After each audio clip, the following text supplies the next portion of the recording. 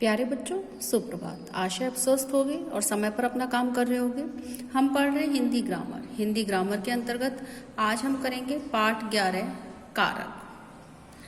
तो कल मैंने आपको ये पाठ शुरू करवा दिया था, कारक के विषय में बताया था कि कारक किसे कहते हैं। आइए आज एक बार और आपको पुनरावृत्ति करा देती हूँ इसकी, कि संज्ञा और सर्वनाम के जिस रूप से उसका संबंध वाक्य में क्रिया या अन्य सर्वनाम संज्ञा या सर्वनाम पदों से जाना जाए उसे कारक कहते हैं। और जो शब्द इन संबंधों को बताते हैं वो क्या कहते हैं, कारक चिन्ह। जैसे ने, से, में, पर, ये जो होती है विभक्ति चिन्ह या कारक चिन्ह या परसर्ग कहते हैं इनको। इन चिन्हों को परसर्ग, विभक्ति चिन्ह या कारक चिन्ह कहा जाता है।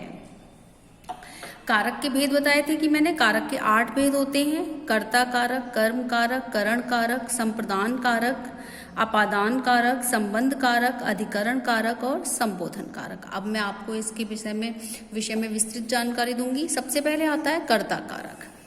वाक्य में जो शब्द क्रिया करने वाले के लिए प्रयुक्त होता है उसे कर्ता कारक कहते हैं।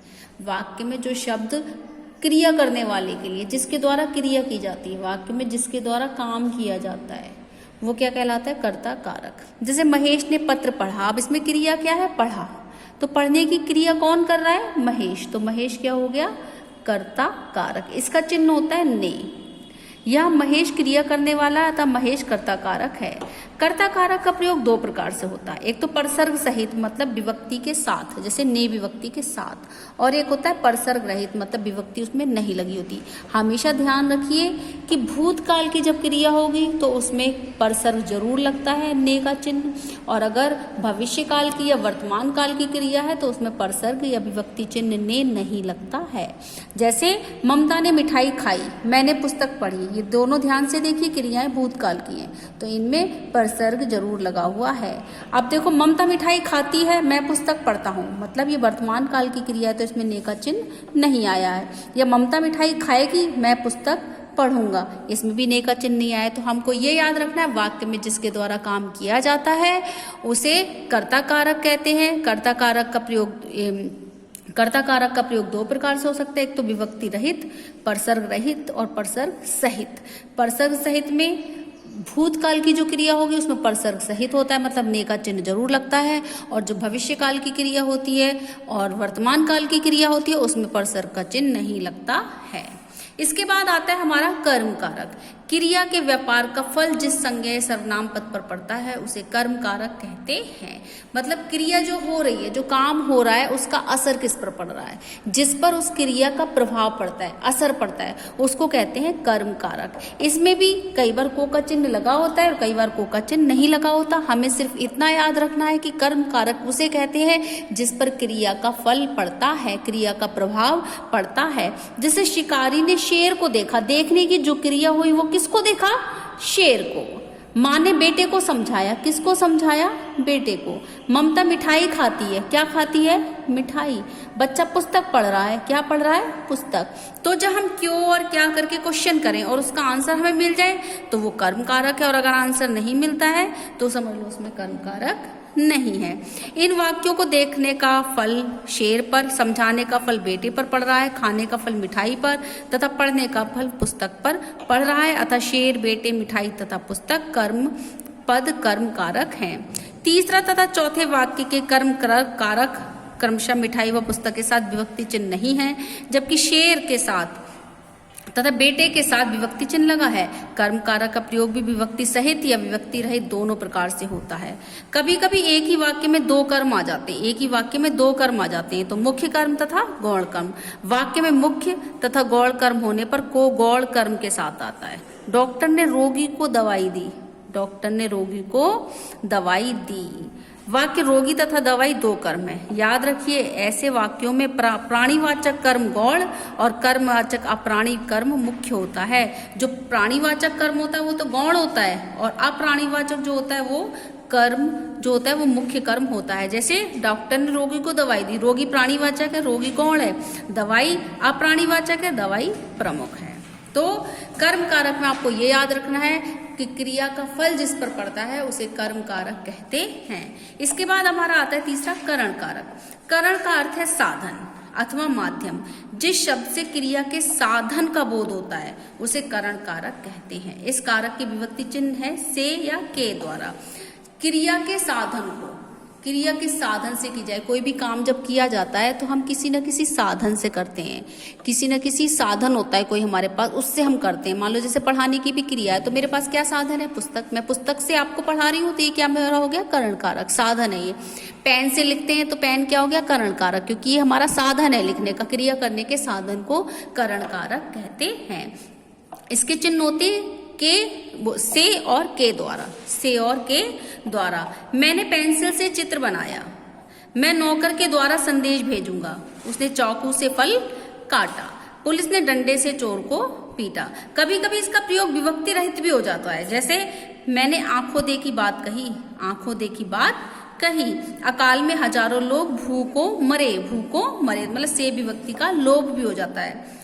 साधन के अतिरिक्त करण कारक के अर्थ में से का प्रयोग निम्नलिखित रूपों में भी होता है। साधन के अतिरिक्त जो से का प्रयोग है वो और भी चीजों में होता है, जैसे शरीर का दोष प्रकट करने में वह एक पैर से लंगड़ा है, दोष प्रकट करने में भी से का प्रयोग हुआ। रीति या पद्धति के लिए मेरी बात ध्यान से सुनो, कारण दर्शाने के लिए वह कैंसर से मर गया, विकार प्रकट करने के लिए बेचारे की बीमारी से क्या हालत हो गई। तो साधन के अतिरिक्त से का प्रयोग अन्य रूपों में भी होता है। तो क्रिया के साधन को करण कारक कहते हैं। क्रिया जिस साधन द्वारा की जाती है उसे करण कारक कहते हैं। मूल्य दर्शाने के लिए सोना किस दाम से बेचा गया, दशा दर्शाने के लिए हरिश्चंद्र स्वभाव से ही सत्यवादी थे, कर्म वाक्य और भाव वाच्य में उससे लिखा नहीं जाता। प्रार्थना करना, कहना, पूछना, करना, ढकना, मांगना आदि क्रियाओं का प्रयोग करते समय से का प्रयोग किया जाता है। पिताजी से पूछकर ही गांव जाना, मातृभूमि से प्रेम करना हमारा कर्तव्य है। तो साधन के अतिरिक्त इन सब बातों में भी से का चिन्ह लगता है। अब आता है हमारा संप्रदान कारक। संप्रदान का अर्थ है देना। वाक्य में जिसे कुछ दिया जाए अथवा जिसके लिए कुछ किया जाए वह पद संप्रदान कारक का रूप होता है, अर्थात जिसके लिए क्रिया की जाती है या जिसे कुछ दिया जाता है उसे संप्रदान कारक कहते हैं। हम कोई भी काम करते हैं तो उसको करने का कोई ना कोई कारण तो होता ही है, किसी न किसी के लिए तो हम करते हैं वो क्रिया, या किसी को कुछ देते हैं तो वहां पर संप्रदान कारक का प्रयोग होता है। इसके विभक्ति चिन्ह है को, के लिए, के वास्ते या हेतु। मैंने प्रदीप को पुस्तक दी। अब देखो कर्म कारक के भी को चिन्ह है, लेकिन जहां क्रिया का फल जिस पर पड़े वो कर्म कारक है, और यहाँ पर किसी को देने का भाव आ रहा है तो ये को क्या हो गया? देने के भाव में तो संप्रदान कारक। रवि ने सरला के लिए घड़ी खरीदी। खरीदने की क्रिया किसके लिए हुई? सरला के लिए। निर्धनों के वास्ते सभी दान दो, देश हेतु अपना कर्तव्य पूरा करो। तो यहाँ क्या हो गया? संप्रदान कारक। देखो कर्म कारक तथा संप्रदान कारक में अंतर मैंने अभी आपको बता दिया था। जहां कुछ देने का भाव होता है वहां कर्म कारक को, जहां वहां संप्रदान कारक होता है, और जहां क्रिया का फल जिस पर पड़ता है वो क्या होता है? कर्म कारक। जैसे माँ ने बेटे को समझाया, ये कर्म कारक हो गया, समझाने की क्रिया का फल बेटे पर पड़ा। अब माँ ने बेटे को घड़ी दी तो ये देने का भाव आ गया, तो ये क्या हो गया? संप्रदान कारक। अब आता है अपादान कारक। संज्ञा या सर्वनाम के जिस रूप से अलग होने का भाव प्रकट हो उसे अपादान कारक कहते हैं। और अपादान कारक का विभक्ति चिन्ह क्या होता है? से। तो जब कहीं अलग होने का भाव आ जाए, जैसे बंदर पेड़ से कूद गया, पेड़ से अलग हो गया, बच्चा कुर्सी से गिर गया, कुर्सी से अलग हो गया, वृक्ष से फल गिरा तो फल वृक्ष से अलग हो गया, हाथ से प्याला छूट गया तो प्याला हाथ से अलग हो गया। जहां अलग होने का भाव आता है वहां पर अपादान कारक होता है। इसके अतिरिक्त तुलना करने में किसी की भय से या निकलना, ईर्ष्या, दूरी आदि का बोध कराने वाले शब्द अपादान कारक होते हैं। जैसे सरला राखी से अधिक बुद्धिमान है, तुलना कर रहे हैं तो ये क्या हो गया? अपादान कारक। हिरण शेर से भय खाता है, डरने में अपादान कारक। गंगा हिमालय से निकलती, निकलना, ये क्या हो गया? अपादान कारक। कौरव पांडवों से ईर्ष्या करते थे, ईर्ष्या का भाव आ गया, अपादान कारक। मेरे घर से रेलवे स्टेशन 5 किलोमीटर की दूर है, तो दूरी आ गई तो क्या हो गया? अपादान कारक। तो जहां अलगाव दिखाई जाए, दूरी दिखाई जाए, ईर्ष्या दिखाई जाए, निकलना दिखाया जाए, भय दिखाया जाए और किसी से तुलना की जाए और तो से का चिन्ह हो तो वो अपादान कारक कहलाता है। देखो, करण कारक और अपादान कारक में यही अंतर है। करण कारक क्रिया का साधन होता है और अपादान कारक में अलग होने का भाव पता चलता है। जैसे मैंने पेन से पत्र लिखा और मेरे हाथ से पेन छूट गया, ये अपादान हो गया, ये करण। गणेश गाड़ी से आया और पत्ते, पेड़ से पत्ते गिरते, तो अलग होने में अपादान कारक, और जब साधन हो क्रिया का जो, तो वो करण कारक। इसके बाद आता है संबंध कारक। किसी संज्ञा सर्वनाम के दूसरी संज्ञा सर्वनाम से संबंध बताने वाले रूप को संबंध कारक कहते हैं। जो एक संज्ञा सर्वनाम दूसरे संज्ञा सर्वनाम से जो संबंध बताते हैं, जो विभक्ति चिन्ह, उन्हों संबंध कारक कहते हैं उन्हें। इसके विभक्ति चिन्ह का, की, के, रा, री, रे हैं।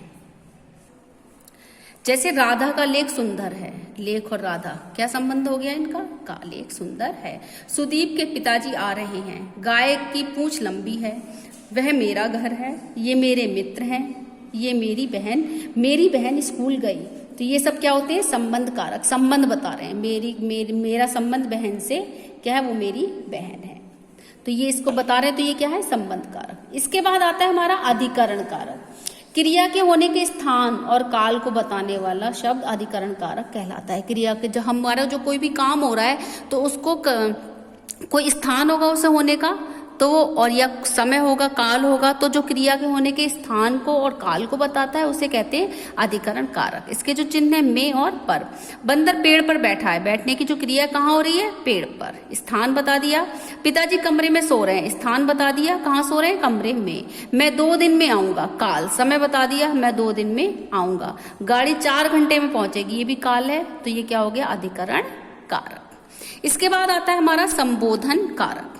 संज्ञा के जिस रूप से किसी को पुकारा जाए वह संबोधन कारक कहलाता है। इसकी सबसे बड़ी पहचान है, इसमें ये चिन्ह लगा होता है, संबोधन का चिन्ह लगा होता है। ए, कहाँ जा रहे हो? पुकारा है ना। अरे भाई यहाँ तो आओ। बच्चों, खूब मन लगाकर पढ़ो, संबोधित किया जाता है, किसी को पुकारा जाता है या सावधान किया जाता है। ठहरो, उस तरफ खतरा है। बेटा यहाँ आओ। श्रीमान जी तशरीफ लाइए। तो ये क्या है? संबोधन कारक। अब देखिए विशेष क्या है इसमें, सर्वनाम शब्दों में संबोधन नहीं होता है। संज्ञा शब्दों के पूर्व कभी कभी अव्यय शब्दों का प्रयोग होता है। कभी कभी संबोधन शब्द संज्ञा के साथ ना आकर अकेले ही प्रयुक्त होते हैं, जैसे ए, इधर आओ। संबोधन कारक के पश्चात संबोधन चिन्ह तथा कभी कभी अल्प विराम भी लगा दिया जाता है। संबोधन कारक के पश्चात हमेशा चिन्ह लगता है संबोधन का, या कभी कभी हम अल्प विराम भी लगा देते हैं। तो ये आपका चैप्टर कंप्लीट हो गया है। इसको आप खुद से रीड कीजिए अच्छे से, तो आपको और अच्छे से समझ आ जाएगा। आज के लिए इतना ही, धन्यवाद।